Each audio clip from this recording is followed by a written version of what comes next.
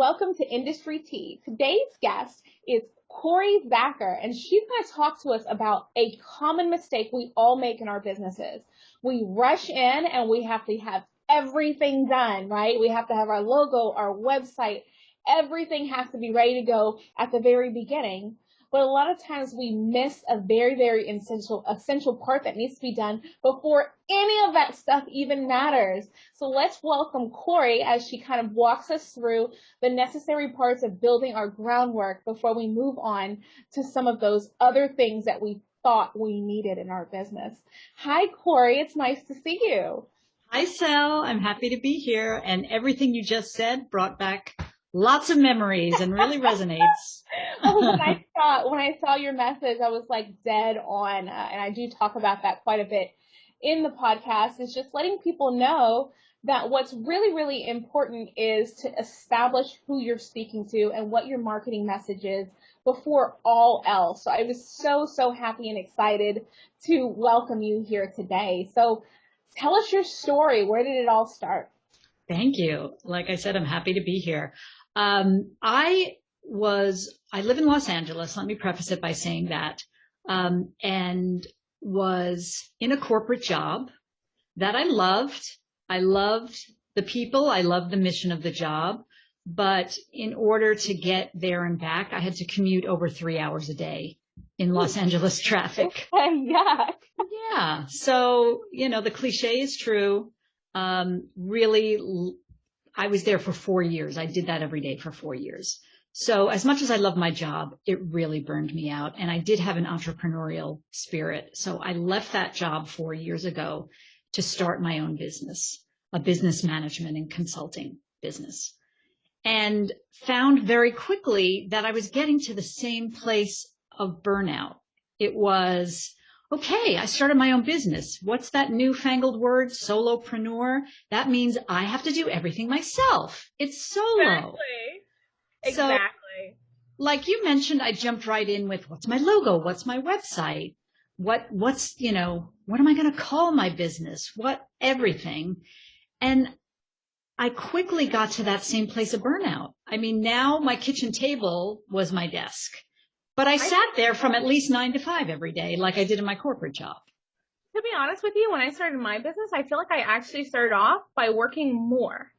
I feel like before, I ran a business, I got it to Inc. 5, I worked really, really hard, but I was able to draw those lines and say, after 5 o'clock, not my problem, right? I just turned my phone, I had a work phone, I turned it off, not my problem. But when I became a solopreneur to start, right, everything was on me. I was the accountant. I was the human resources person. I was the salesperson. I was the marketing person.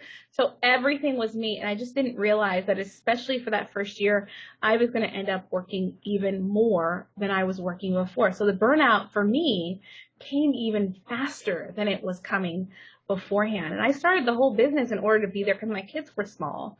So I started it in order to be here for my kids while they grew. And I just couldn't be as present as I wanted to be.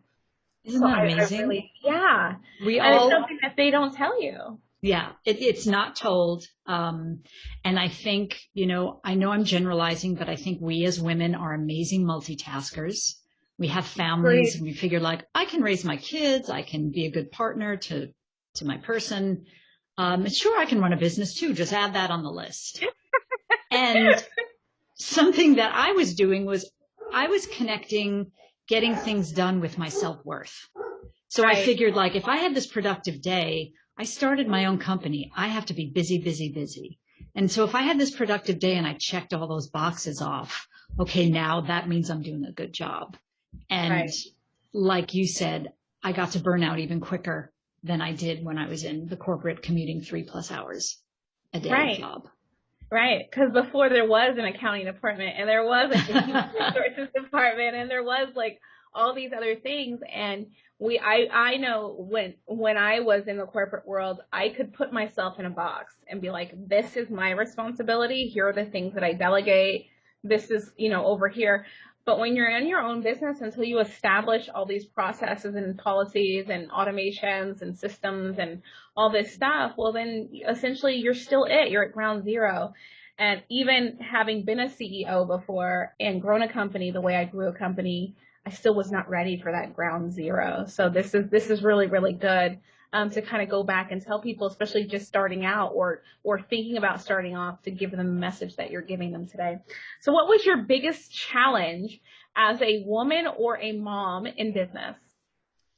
My biggest challenge was exactly what we're talking about, learning how to delegate. I was doing all the things in my business and figured that's the way it had to be done. So my biggest challenge was really opening up to the idea that it's okay to get help. It's okay. And I'm not talking that, anybody listening out there has to go and hire someone right away. I mean, right. We can talk about that too. You can get a virtual assistant for a couple hours a week that will completely change your life, and it won't cost you that much money. But there's also free resources, and with social media, there's so many supportive groups out there. So that was my biggest challenge, being open to getting help elsewhere and not just sitting in my bubble and doing everything myself. And then the other half of that was learning that it's okay to schedule in self-care and time for me. Yes.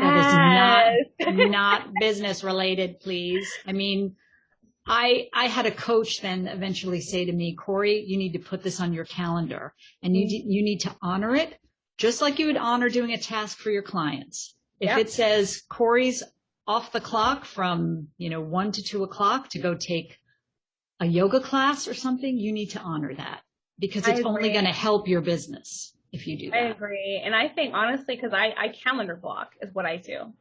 And I try to set expectations based off of those calendar blocks. So example, I have several clients, and sometimes they'll email you.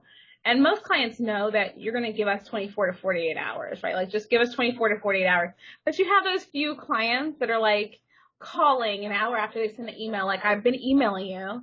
Yes. Sounds familiar. And you're like, okay, well, I will review. Give me 24 to 48 hours, and I will get right back to you with an answer to that. And I keep that as a boundary. Unless it's something that's like, it's time sensitive, I have to respect several things that go on in my day. Because, like I manage a team, I'm a mom, like I'm a wife, but I still need to make sure that I'm very, very structured and my productivity is where it should be. So you sent me an email an hour ago, sure, but I had several things on my to-do list before you sent me the email.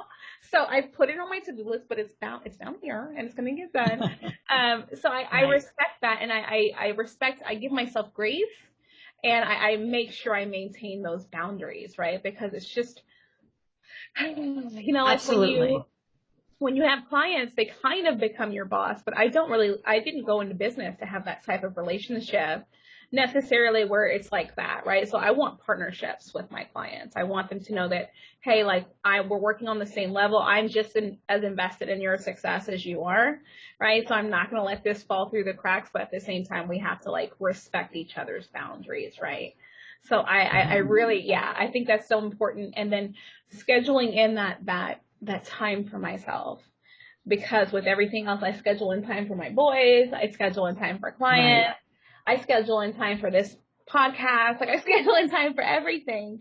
And I also do schedule in some time for myself, and then time for my husband as well, to make sure that we're nurturing our relationship as well. So I think it's so important to set boundaries. And I think calendar blocking is been key for me. That's super helpful. And it has helped me too. And eventually you'll find you do it often enough, it does become habit. Like I used to literally have to calendar in, walk the dog, get some fresh air, take the dog for a walk. Now, I'm happy to say I don't need to calendar block that. I just know I've been working for the last couple hours. I'm going to go get some sunshine, take the dog for a walk. And getting back to boundaries, like you said, that took me a little bit of time, like it does for every new business owner, because you know what? It can be an uncomfortable conversation at first, especially if you do have a client that's, hey, I sent you this an hour ago. Where is it? So you might feel a little uncomfortable at first, but honestly, if you set those boundaries early and often, You only have to have that conversation once usually. I'm a huge proponent for having like an entire onboarding process where you have an onboarding guide that can tell them, hey, this is what you can expect from me. Here's how you get a hold of me. Here's what you can expect from me. We even at Masterly, which is our company, like we even have certain days that like, hey, we will reach out on these days. Like you will hear from us on these days, right? So there's no guessing. But if you email us on Tuesday, that's our work day. Like we completely work. So you may hear from us as a response if we feel like it's timely. Otherwise, most things you'll hear from us on Wednesday. So Mondays, Wednesdays, Fridays, that's when we kind of reach out and make sure that you guys are taken care of. And then on Tuesdays and Thursdays, we take care of business, right? Mm-hmm. But it's kind of just how we are. And we set that tone from the very, very, very beginning. And then we uphold those boundaries in saying, hey, like, I understand, like, this is, you know, is it time sensitive? Are you okay? Like, you know, maybe asking questions to let them know we empathize, but at the same time saying, hey, you know, if it's not time sensitive, then we'll get back to you within 24 to 48 hours. And just being really, really consistent with that, right? Like I sometimes do see a message on a Sunday, but I'll just schedule the reply for Monday because I don't want them to think that I will be available to them on a Sunday. I do that all the time. That's right. Just like I'm sending this, but I don't want to send the message that you can email me on a Sunday and I'm going to respond. Exactly. And if you want, it's perfectly fine. I don't want people to think they need to get boxed into like, oh no, I'm breaking the rule if I respond to this email. It's okay. If you're in a good headspace and let's say, you know, maybe your kids are out with their dad or something and you do have free time. So you want to work an hour or two on a Sunday. Right. That's okay too. But as long as you are setting those boundaries for yourself. And making sure that if they reach out to you on a Sunday that you're not available, that you just don't respond until Monday. Exactly. Just not respond until Mondays. Because thankfully in my line of work, there aren't any real emergencies. Like there's just not. Like you're not going to call me and be like, my automation failed on a Sunday. It's like, well, it's not running on a Sunday. It's not running on it. Like, you know, we're not doing the automated outreach on a Sunday because we don't want to be sending prospects messages on Sundays. It's just not, they're not going to read them till Monday anyway. So we just don't send them. Right. So things like that, there's just no fires. There's no real fire. So nothing's an emergency. Everything can generally wait 24 to 48 hours with the exception of just somebody being unhappy, which honestly we don't come across that very often. We just don't because people understand what to expect and they know that we work on a specific routine and we have a cycle. So that's a really, really good point. And I love that you do schedule in that time for yourself and have those boundaries. So what would you say is your specific area of genius? Well, feedback that I've gotten from clients often is how calm I make them feel. And that's touching on what you just said, there really are no emergencies. We're not doctors. We're not firefighters, you know, and God bless all those people. But, it's your business, and I know it's extremely important and can be your lifeline, but also you have to understand, you have to live your life too, and there are no emergencies. So I'd say my zone of genius is working with women who own service-based businesses and helping them figure out how to get over that everything's an emergency, I have to take care of everything right now mindset. And, you know, so teaching them, because it's not intuitive, teaching them all the things that you just mentioned, having the systems in place and the boundaries and scheduling and self-care and all of that. We kind of go through all of that. And that's when the breakthrough happens, right? That's when then business growth happens. I always tell the story of a woman I worked with. She had a successful business, but was doing everything herself. Came to me totally overwhelmed. So we worked through, okay, what do you love to do? And what do you want to delegate? Based on what you want to delegate, that's who we figured out you need to hire. She needed a project manager. Right. She needed somebody, for a good 20 hours a month or something. It was like $1,000 investment a month for her to bring on that project. It's not bad at all for her peace of mind. And guess what? Within a couple of weeks, she signed on a $5K a month retainer client. Right. That she had now had the bandwidth and time to nurture her leads and get out there and bring on a new client. So it costs $1,000 a month to bring this person on, but it gained her a $5K a month client. So right. You get all those things in place, and that's how you get the breakthroughs and the expansion and the business growth. I 100% agree with you. And I think that there's kind of layers to it, right? So what I like to do is kind of just take a look at everything and what can I automate, right? There's always going to be, you always need to maintain a human element, but what can I automate? Because I don't really want to hire somebody to do repetitive tasks or brainless tasks, right? I want to bring on people who are intelligent or know more about something than me. So I don't really want to like bring somebody on for something like, I don't know, like sending a calendar reminder. Sure. Why are we doing that? Why are we paying for that? So, and I think what you said was also true. You know, like it's a small investment, but project management is generally something you can't automate, right? Like you need somebody to like go in and actually send these messages and make sure that they're pushing projects forward and things like that. But the automation makes sure that you're really, really, really getting that $1,000 a month. You're really getting what you're paying for because they're not doing any of this like lower level work that you could be automating. So I love that. Okay, so what keeps you going each day? I don't drink coffee, so it's not that. But I know, weird. Well, it's a combination. I love working with women. I'm sorry when they're in that place of overwhelm, but I love getting them out of it. And that just energizes me. I could do that all day. So just really figuring out what I was good at, what lights me up. So that's what I do now. And that energizes me. So it's not like, oh, I have to go to work. It's who am I helping today? So that and the combination of as much as I love it, I need breaks too. So taking those breaks each and every day. Yeah, I agree with that. I really do. Okay. So if you could go back in time and tell your younger self anything, what time frame would you go back to and what would you say? Oh, that's easy. I had my son when I was in my early to mid 30s. I would go back there and I would say, Cory, you don't have to do everything yourself. Friends are offering to help. Family's offering to help. Say yes.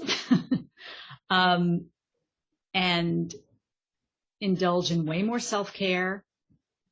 Say no, but get comfortable with saying no if you're asked by too many people to do too many things. I think at that stage in my life, I was very much, I had a young child, but then I also wanted to go back to work. And I was overwhelmed with doing all the things and being a new mom. And you know what? I was a one and I'm done mom. I had one child and that was it, which is kind of rare these days because I think I just did too much and tried to be the perfect mom. And it just overwhelmed me and burned me out. Absolutely. And I think that you touched on some really, really, really important points in that, you know, when we become moms, whether we're in corporate America or whether we're running our own business, like all these different roles can cause severe burnout because we do want to give 100% of ourselves to everybody that we can. But I think realistically speaking, and I think I just posted something about this on social media the other day, is that realistically we can't give everything 100%. It's not possible, right? So what we can do is we can simply commit to giving our family and our friends and everybody else and everything 100% of what we have to give, right? I can give you 100% of what's left to give. I have to give myself grace. I have to constantly remind myself that, because I had a stay-at-home mom, right? So I had this idea of what a mom looks like and what she should do, and she should be making bunny-shaped pancakes. And, and I can still do that, but I have to have my downtime first. So I had to really, really get used to that. And the idea of saying no too, like being able to say, hey, like, no, I'm good. My plate is full. I've got nothing else to give, and being honest with people and transparent about that, I think is huge. It's another thing about setting boundaries, right? Oh, yes. You know, just being able to tell people transparently, like, yeah, I would love to do that, but right now with everything going on, I just can't. I'm so sorry, right? So it's something that can feel uncomfortable to do at first, but giving ourselves that grace and respecting our own limitations is something that I think a lot of women learn along their journey. So that's really some really good points there. So what advice do you give any woman out there just getting started? Well, all the things that we talked about so far. And I think something I wish that I had done earlier also was getting really clear on what my strengths and values are. So if you're just getting started, when you know your strengths, and there's literally tools on the internet that you can use to find, if you're unsure. I mean, we all think we know our strengths, but to really home in on that. And I love Strengths Finder. I love the VIA, which is Values in Action. Get really clear on what you do well and what lights you up. And then from there, you can figure out, okay, here's what I want to do in my business, and here's what I do not want to do. Right. And then getting clear on your values helps you align with your people. Who do I want to work with? Meaning my team.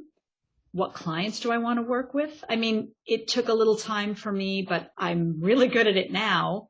Right. Figuring out what clients align with my values. And if they don't, then I'm not going to work with them. And that's okay. They're just not a match. Yeah. Yes.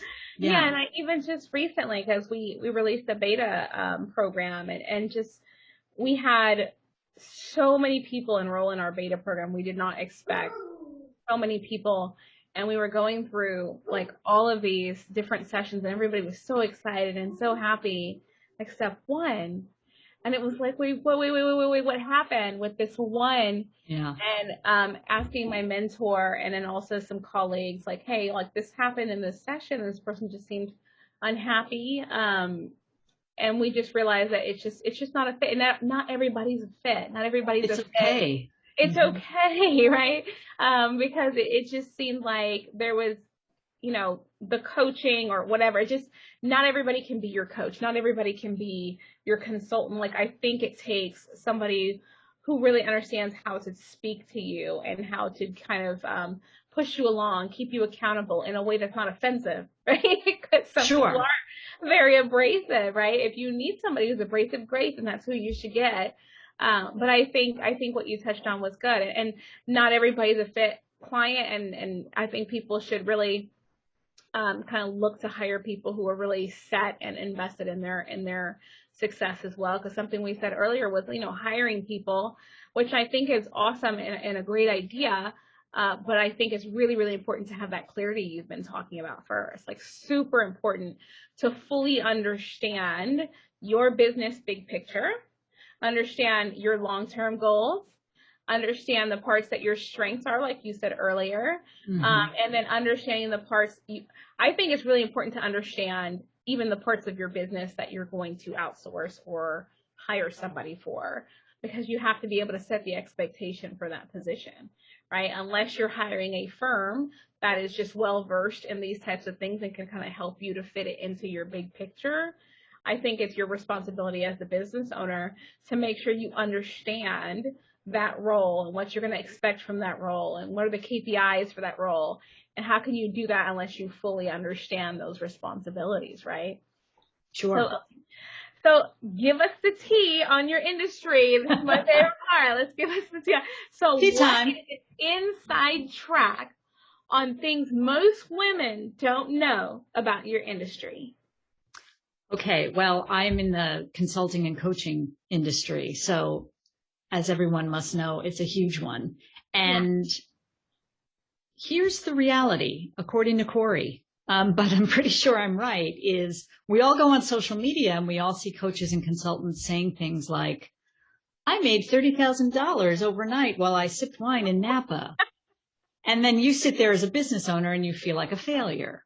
Right. So the tea is no. Yes, there Nobody are some, does it overnight. There are some amazing women that might be doing six figures overnight now, but look behind that. Look at the years and years. Yeah. Right. Look at the years of work and the failures along the way. And we're all on this journey. So don't look at all this, 6 and 7 figure promotion and think, why aren't I doing that already? It's just too hard on yourself, being too hard on yourself.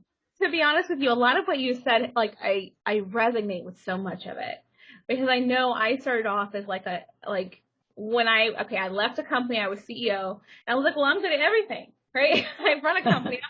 I'm good at everything, right? And I just didn't know what I would be most passionate about. And it just was an entire journey. A pandemic hit, right? So it was just an entire journey to understand, one, what was I truly good at? Two, who could I serve with this talent, this passion that I have, right? And then how do I position myself to be of value to who I want to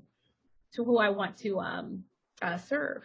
So like this whole journey happened. And once I figured it all out and I had that clarity, that's the first time I was able to make like 6 figures in a week or to do my first big launch, right? Like that was my first time to do it. And at that point I had already been in business for years. Yes. That's the reality of it. So yeah, that's the reality, but people don't tell you that it's an entire journey and that it takes so much clarity to actually finally get there, right? And what you need to do also is just make sure you're ready for it, because the last thing you'd want to do is get this huge rush of new clients and not have everything in place in order to actually be able to fulfill that need, and tarnish your reputation or have unhappy clients. So I think there's just a huge systematic approach that needs to be made, clarity, systems, and automation. And then delegation, right? So all of this has to happen. And then you're ready. You're ready to go out there and make your 6 figures and understand how to position yourself and your marketing message and all of these beautiful things that it really, really takes to be successful long-term with scalability. Awesome. Definitely. So where can our audience find you, Cory? I love hanging out mostly on Instagram. I'm Cory Zacker Consulting on there. And, or they can check out my website, coryzacker.com. I love your name. It's just Thank you. It's super, like, don't get offended by the word cute, but it's super cute because Cory Zacker, you sound very, you sound like you'd be famous, right? Like it's just a really cool name. So I love it. So are there any current promotions or freebies that our audience should know about? Sure. If anyone wants to reach out to me, you can just DM me on Instagram or contact me through my website. I have a free 45-minute masterclass that I've called Crazy to Calm. And it's basically, it's how to stop. It's everything we talked about. Stop doing everything yourself in your business. And like I said, I am a positive psychology coach. So it's using some of those great pos psych techniques to help you build your dream business. And it's a lot of easy to do habits and tips that you can incorporate into your life, that'll improve your overall well-being and your business. So I'm happy to share that. So let me ask you this, and I know this is so besides the point, but as a positive psychology expert, would you say that affirmations could possibly play a role, like positive affirmations?